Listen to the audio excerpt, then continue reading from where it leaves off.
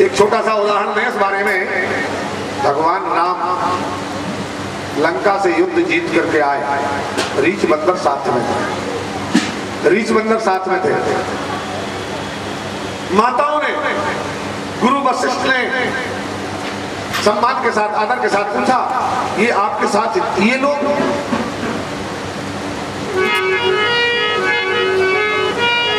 तो राम जी क्या कह रहे हैं? ये सब सखा, ये हमारे मित्र हैं हमारा, ये सब सखा सुना हो मुनि मेरे,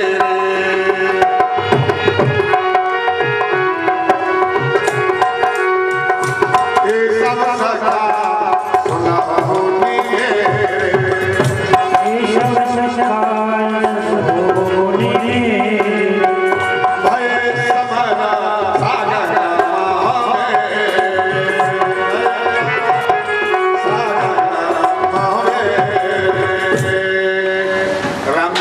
श्रेय दिया। गुरु जी से कहा, माताओं से कहा, ये हमारे मित्र हैं सब। कौन? ये रीछ बंदर। और इनकी अगर ये नहीं होते तो जैसे समुद्र में कोई डूब जाता है, जैसे समुद्र में पहुंच के कोई डूब सकता है, और अगर बड़ी जहाज हो जाए, बड़ी जहाज मिल जाए तो जहाज क्या करती है? समुद्र में डूबने वाले को बचा लेती है। गुरु जी ये हमारे मित्र रीछ बंदर, ये हम लंका के रावण की फौज रूपी समुद्र में हम तो कभी के डूब जाते, पर इन रीछ बंदरों की कृपा हुई ये जहाज बन करके और हमें उस युद्ध मैदान से बचा लाया। राम जी अपने रीछ बंदरों को कितनी बड़ाई दे रहे हैं, ये हमें युद्ध में से बचा लाया, ये जहाज बन गए। इस तरह की बड़ाई अगर कोई काम करो तो अपने से छोटों को दो। और रीछ बंदरों को क्या बताते हैं? गुरु जी की ओर इशारा करके, गुरु वशिष्ठा, गुरु वशिष्ठा एक कुल पूजे हमारे। अरे भैया ये हमारे गुरु जी हैं। गुरु वशिष्ठा कुल पूजे हमारे, इनकी कृपा तनुज रन मारे। यही हमारे गुरु जी हैं, हमारे कुल पूजे। इनकी कृपा से जो लंका में राक्षस मारे, वो इनके आशीर्वाद से हम सबने मार पाए। बड़ों को सम्मान, छोटों को प्रोत्साहन। लोग अपने सिर पर सारी वजन उठाते, अरे हमने ऐसा किया, हमने ऐसा किया, हमने ऐसा किया।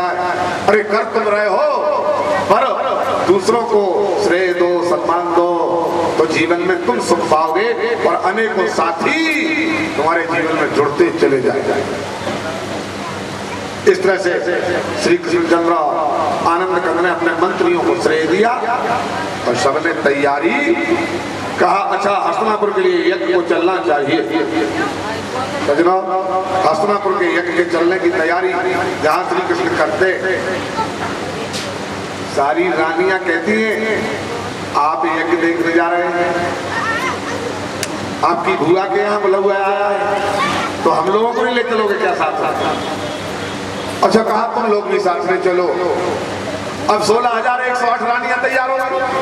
अब 16,108 रानियां तैयार हो गई तो और लड़के बच्चे भी कहने लगे, अरे हम लोग भी मेला देखने चलेंगे।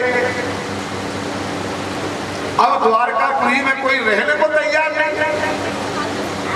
द्वारकापुरी में कोई रहने को तैयार नहीं। बड़ी विचित्र स्थिति है ये, तो बड़ी विचित्र स्थिति। आखिरकार क्या किया जाए?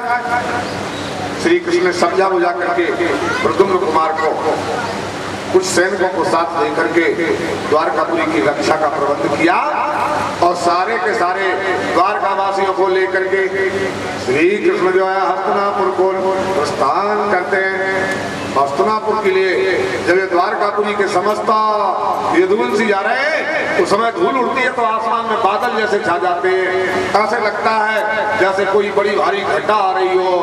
इस तरह से ये धूल उड़ाते हुए रथों पर बैठे हुए तमाम सब सजे धजे हुए और जाकर के हस्तिनापुर पहुंचते। और जब हस्तिनापुर में पहुंचे महाराज युधिष्ठिर को पता लगा श्री कृष्ण बलराम सारे परिवार सहित और प्रवेश हस्तिनापुर में प्रवेश कर रहे हैं। अगवानी करने के लिए बहुत सारे ब्राह्मणों को बहुत सारी थालियां सजवा करके फूल इत्यादि और तिलक करने के लिए अगवानी करने को आगे आते हैं। बड़े प्रेम के साथ श्री कृष्ण की अगवानी करते हैं।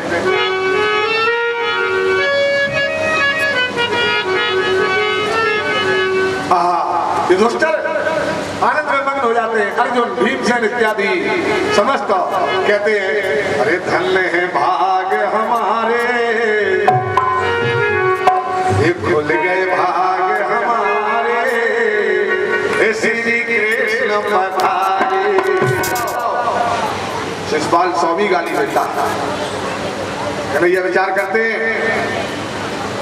अब इसका अंत करना चाहिए। सुखदेव जी महाराज ये कथा राजा पार्षद को समर्पण करा। पार्षद जी कहते महाराज एक कृष्ण की बात समझ में नहीं आई, अरे रोकना ही था कन्हैया को तो पहले ही रोक देते, इतनी ज्यादा बेइज्जती क्यों करवाते रहे। सुखदेव जी महाराज कहते हैं हस्तिनापुर नरेश, इसका एक मूल कारण है जब शिशुपाल का जन्म हुआ था तब इसके 3 नेत्र थे, 2 नेत्र तो सामने एक माथे पर था। नारद जी आए, माता जी ने नारद जी से पूछा महाराज ये क्या चंबा है। नारद जी तो भगवान के परम भक्त हैं, आप लोग भी थोड़े से नारद जी के साथ भगवान के नाम का कीर्तन कर लीजिए। श्रीमन नारायण नारायण नारायण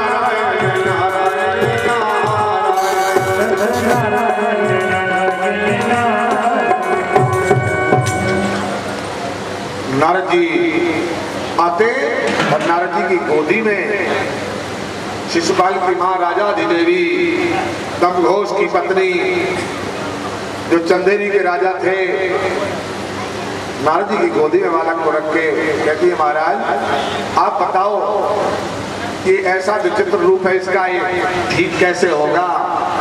नारद जी ने कहा जैसे तुमने मेरी गोदी में रखा ऐसे जो भी आए तुम्हारे घर पर से गोदी में रखना, जिसकी गोदी में रखोगी तुम और जिसकी गोदी में रखते ही इसका तीसरा नेत्र गायब हो जाएगा। पर ये बात है कि जिसकी गोदी में रखने से नेत्र गायब हो जाए बस उसी के हाथ से मारा भी जाएगा। इसलिए दोनों बातों का पता तुम्हें लग जाएगा, किसके हाथ से मरेगा, जिसकी गोदी में रखते ही नेत्र गायब हो जाएगा। नारद जी शिक्षा देकर चलेगा, नारद जी शिक्षा देकर चलेगा। सुखदेव जी महाराज कहते हैं एक बार अपनी बुआ के यहाँ श्री कृष्ण आए और श्री कृष्ण ने शिशुपाल को श्री कृष्ण की गोदी में माने और शिशुपाल को रखा और जैसे ही गोदी में रखा इसका तीसरा नेत्र गायब हो गया। तीसरा नेत्र गायब हो गया तो मां को लगा इसी के हाथ से मृत्यु।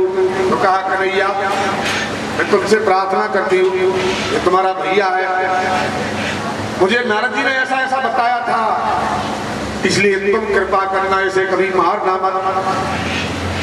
कन्हैया ने कहा बुआ मैं बिल्कुल नहीं मारूंगा। नहीं ये गलती भी कर दे तो भी मत मारना तुम इसे। कृष्ण ने कहा बुआ जैसी तू कहे। बोले नहीं एक नहीं 100 गलती कर दे अभी कन्हैया तू नहीं मारना ऐसे। कन्हैया ने कहा बुआ तेरी आज्ञा का पालन करूंगा, 100 गलतियां करेगा तब भी नहीं मारूंगा। बुआ को बड़ी खुशी हुई और कहा मेरी बात मेरा भतीजा मानता है, अब अगर 100 से अगर ये 101 गलती करे तो तू फिर बराबर बर्दाश्त नहीं करना। जब 100 गलती तू क्षमा कर देगा और ये गलती करता जाए तो माफ मत करना। फिर कन्हैया ने अपनी बुआ को ये वरदान दे दिया था, बोले इसलिए गालियां देता जाता है और कन्हैया लकीर खींचते जाते हैं। और जब 99 गलतियां हो गई तब श्री कृष्ण ने कहा शिशुपाल बस अब चुप हो जाओ। दोनों बातें हो गई इसमें, बुआ का वरदान भी पूरा हो रहा है और समाज के लोगों के बीच में भी शिशुपाल सबकी नजर से गिर रहा है। 100 गालियों से ऊपर जब 101 भी गाली शिशुपाल ने दी, सभा के लोग चिल्ला उठे अन्याय है, घोर अन्याय है। उसी समय श्री कृष्ण ने अपने चक्र सुदर्शन को इशारा किया और जैसे ही चक्र सुदर्शन को छोड़ा, देखते देखते शिशुपाल के घर से शिशुपाल का सिर अलग हो जाता है और शिशुपाल के अंदर से ज्योति निकलती है जो आनंद श्री कृष्ण में समाविष्ट हो जाती है, प्रवेश कर जाती है। पूरे द्वारकाधीश भगवान की सजनों, इस तरह से सभा में शिशुपाल का मरना हुआ। एक दो शिशुपाल के जो खास मित्र थे, साल्व, दंतवक्र, दुविधा, ये 2-4 मित्र भड़क गए और देखा कि पूरी सभा कृष्ण की तरफ है, इसलिए 2-3 उठ करके और सभा से चले गए। ये चले गए, हमारे मित्र को मार दिया, इसका बदला हम लेंगे कह करके चले गए। सत्रों यहाँ यज्ञ की तैयारी हो रही है, यज्ञ की तैयारी, यज्ञ की तैयारी ये राजसूय यज्ञ है। शिशुपाल के मरते ही और अन्य लोगों ने विरोध नहीं किया और कृष्ण के कार्य को किसी ने अनुचित भी नहीं ठहराया। द्वारकाधीश की प्रथम पूजा होती है, सभा में प्रथम पूजा द्वारकाधीश श्री कृष्ण की होती है। सभी लोग मिलकर के श्री कृष्ण का और वंदन करते हैं और पांडव लोग अपने भाग की सराहना करते हैं, बड़े आनंद के साथ हो श्री कृष्ण का वंदन करते हैं। सब लोग मिलकर के संकीर्तन करते हैं, श्री कृष्ण गोविंदा, श्री कृष्ण गोविंदा, हरे मुरारे, हे नारायण वासुदेव, कृष्ण गोविंद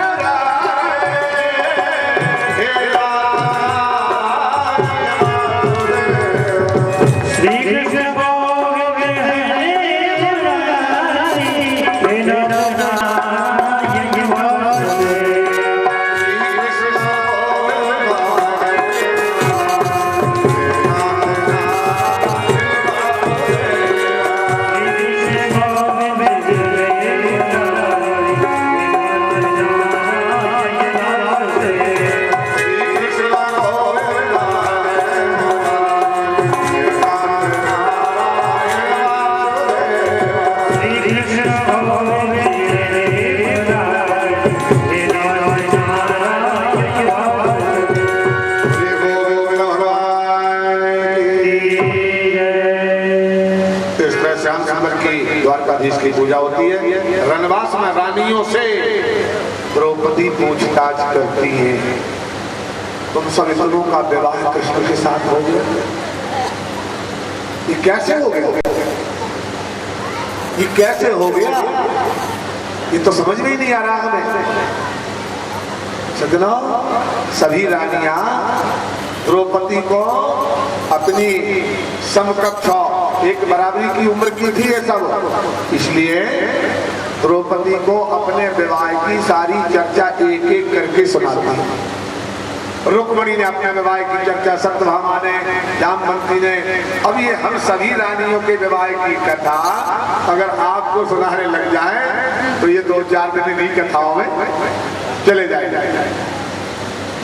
इसलिए हमने संक्षिप्त में आपको बताया श्री कृष्ण के विवाह कितने कैसे हो गए, पर यहाँ रानियों ने अपने अपने विवाह की कथा विस्तार से सुनाई है। तो ये भागवत में अलग से एक स्कंद तैयार हुआ। इसलिए भागवत की कथा इतनी ज्यादा कथा है कि इसको अगर 4-4 घंटे रोज कहा जाए तो पूरी करने में लगभग 1 वर्ष लगता है। 4-4 घंटा करते हैं। शंकर जी ने जब ये कथा पार्वती जी को सुनाई श्रीमद् भागवत की, तो इस कथा को सुनाने में 1 वर्ष बीत गया बोलेगा। इसलिए पूरी कथा विस्तार से होना बड़ा कठिन होता है। हाँ, 7 दिन में 10वें स्कंद का, वो भी हम लोग क्या करते हैं, 3 घंटे मूल पाठ करते हैं। केवल श्लोक पढ़ते हैं, श्लोक। तो कितने श्लोक पढ़ पाते हैं, कितने स्कंद पढ़ पाते हैं? वो भी भागवत के 4वां हिस्सा के श्लोक पढ़ पाते हैं। 90 अध्याय 10वें स्कंद के केवल पाठ में पूरे कर पाते हैं। जबकि पूरी कथा में अध्याय कितने हैं? 365 अध्याय।